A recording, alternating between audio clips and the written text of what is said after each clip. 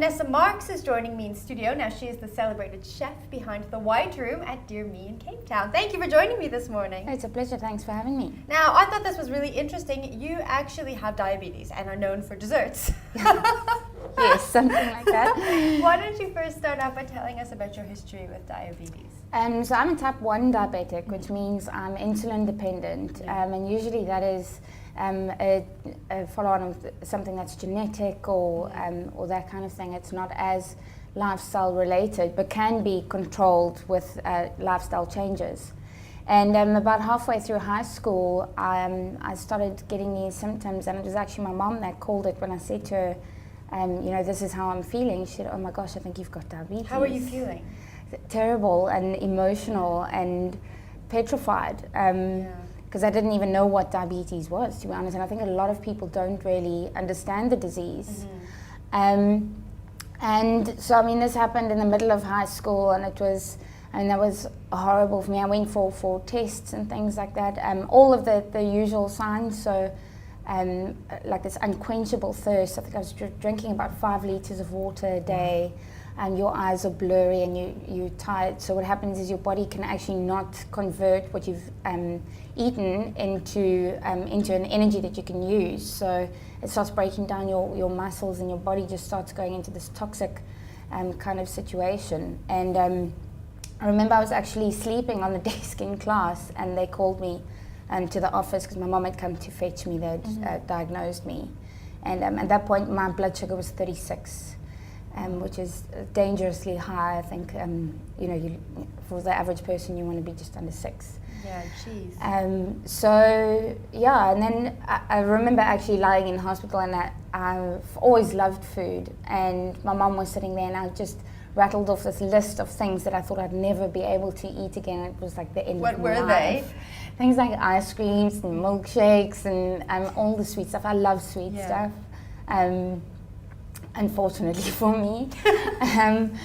But yeah, after we had gone for the testing, I remember saying to my mom, "Look, before they give me my results back, let's go and buy everything I want to eat." So we had like this gigantic feast, which I felt horrible after.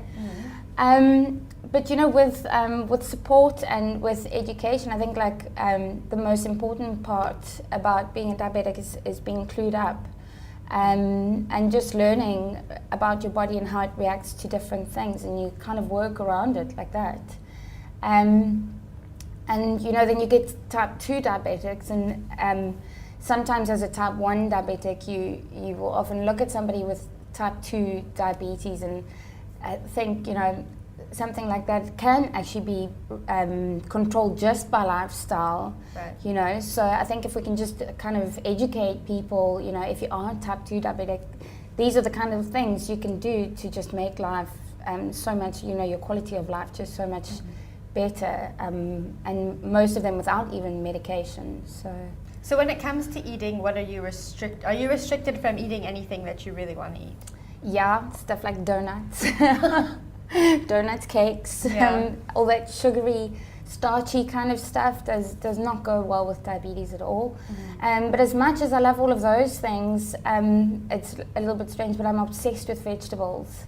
Me too. So I eat loads of vegetables, and I actually crave different vegetables sometimes. So I do try and steer clear of all those things, and I just find if I do have a bit of a craving, just to have one or have a bite. It was my birthday recently. We ordered this amazing cake.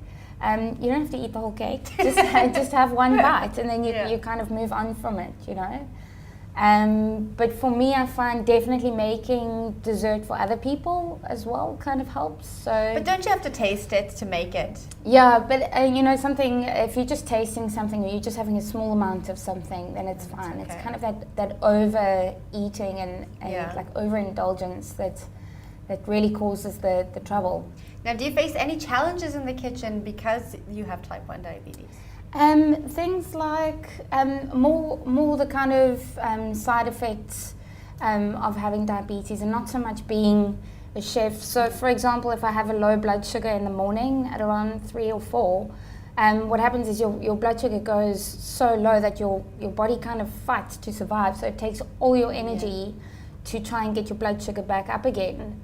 So when you go back to sleep and you wake up, you're just absolutely exhausted. And unfortunately, if I had to call in sick for every time that I had a low sugar or a high sugar, or, I wouldn't be working, and I wouldn't have been so successful in my career. So you've got to kind of just take each day as it comes and try and look after yourself a bit. I mean, obviously standing on your feet and long hours and those kind of things, trying to eat when you're busy, but you kind of work around it. And for like the average diabetic, a dietitian or someone will tell you need to sit down and eat, say, 3 meals a day with a snack, and that is not practical for me. I just can't do it. So how my day works is when I'm hungry, I eat, and that's when I take my medication, and it works really well for me.